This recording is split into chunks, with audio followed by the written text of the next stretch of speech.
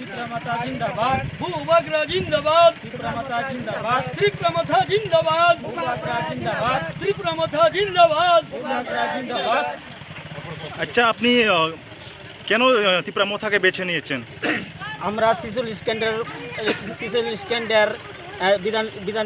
স্ক্যান্ডের বিধানসভার লোক। আমি একজন বিজেপির সদস্য। বিজেপির জন্য আমরা সত্যের জন্য আমরা লড়াই করেছিলাম। 2018 সালে আমরা বিজেপি সরকারটা আনতে গিয়ে বামপন সরকারের সাথে আমরা সংঘর্ষ হয়েছিল। প্রতিরোধ করে গভর্নমেন্টে এনেছিলাম। আমার বিরুদ্ধে 4টি মামলা ছিল। এই 4টি মামলা আমি কাজ করে মেহনত করে এই মামলাগুলি আমি গিয়েছি। আশিস দাস বিধায়ক, তিনি আমার একটুকু সহযোগিতা করেছেননি এই মামলার মধ্যে। তারপর সরকারটা আসার পরে বিজেপির প্রত্যেকটা নেতা মন্ত্রীরা আমাদের সাথে যোগাযোগ করে না। সিপিএম থেকে হারমাত বাহিনী সংঘর্ষ, কিছু নেতা গুন্ডা বাহিনী তাদের সাথে জড়িত হয়ে এই প্রত্যেকটা পঞ্চায়েতের মধ্যে তারা পঞ্চায়েত চালাচ্ছেন, সন্ত্রাস কায়েম করে।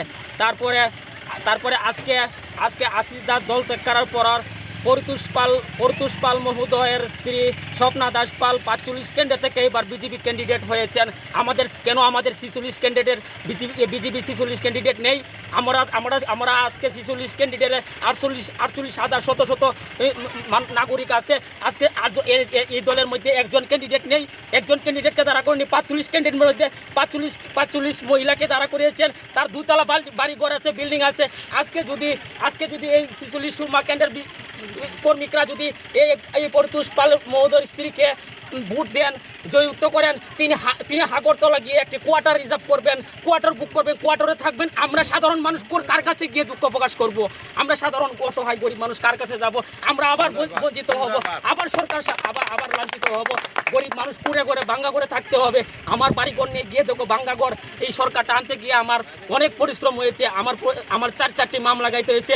11 দিন আমি সরার পর জঙ্গলের মধ্যে এসে গেছি। কেস করেছিল অঞ্জন দাস বাবু যখন কেস করেছিল তখন আমরা সরার পার ছিল।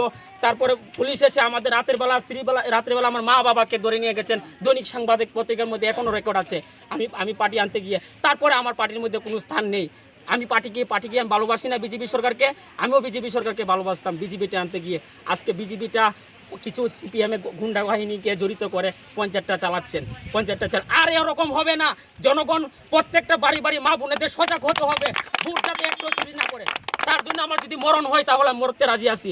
দেশের জন্য মরবো, মা বোন দেশের জন্য মরবো, আমার ভাই বোনদের জন্য মরবো, আমার পিতা মহোদয়ের জন্য মরবো আমি। তাছাড়া অঞ্জন বাবু এসে আমাদের এখানে কালকে এক পরিবার জয়েন করেছেন, জয়ন্ত মালাকার নাম সহ। হ্যাঁ, এক পরিবার জয়েন করেছেন। তারা ফেসবুক হোয়াটসঅ্যাপে লেগেছেন 10 পরিবার জয়েন করেছেন, 32 জন ভুটান। ওদের মতো বাটপার তো আর কি বলবো।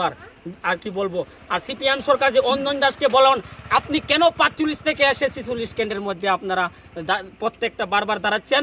আপনাদের 46 কেন্দ্রে কি সিপিএম কর্মী নেতা নেই? আর দুধের ফ্যাক্টরিটা কলেজের সামনে নিয়ে এসেছেন এই 46 কেন্দ্রের যুবকদের, মা মাটির বোনদের এই মেহনতের কষ্টের কামাইয়ের দুধের ফ্যাক্টরি এই পার নিয়ে এসেছেন কলেজের সামনে, অঞ্জন দাসের বাড়ির সামনে। আপনারা সিপিএমকে ভোট দেবেন? দুধের ফ্যাক্টরি এই পার নিয়ে গেছেন, সিপিএমকে ভোট দেবেন? আপনারা চেক করে দেখেন, যদি দুধের ফ্যাক্টরিটা এই পার অঞ্জন দাসের বাড়ির সামনে না পান, তাহলে আমি আপনাদের সামনে যা বলবেন আমি তাই করতে পারবো। এই বলে আমি আপনাদের কাছে আরেকটা কোয়েশ্চন আছে যে অনেকজনেই একটা আছে, প্রশ্ন আছে যে মানুষের মধ্যে রয়েছে এখনো, যে ত্রিপুরা মথা শুধুর জন্য, ত্রিপুরা সারের জন্য এইভাবেই যে প্রশ্ন উঠে আছে, এটা আপনি কিভাবে ক্লিয়ার করতে চাই?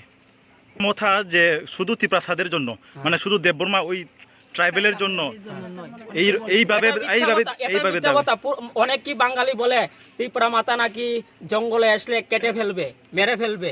হ্যাঁ, বই ভিত্তি করে। ভাই, আমরা ত্রিপুরা রাজ্যে বসবাস করি।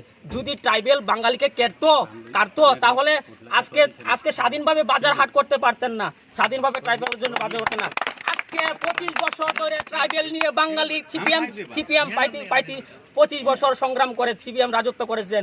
এটা কি সিপিএম একা পেরেছে? এটা ও ট্রাইবেলদেরকে নিয়েই করেছে। হ্যাঁ, আপনারা বাঙালি যত ভাই আছেন, আমার মতো যুবক বৃদ্ধ পিতা মাতা আছেন, আপনারা একটু সজাগ হবেন। ট্রাইবেল কোনোদিন অপরাধ করে না। ট্রাইবেল গরিব এলাকায়, জঙ্গলের মধ্যে, পাহাড়ের মধ্যে তারা দুঃখের সহিত কাটাচ্ছেন। একবার নেটে মোবাইল খুলে দেখতে পারবেন তারা কি দুর্দশার মধ্যে থাকে। ট্রাইবেল কোনোদিন মানুষকে বেমানি করে না, ট্রাইবেল মারতে পারে না। ঠিক আছে, ধন্যবাদ।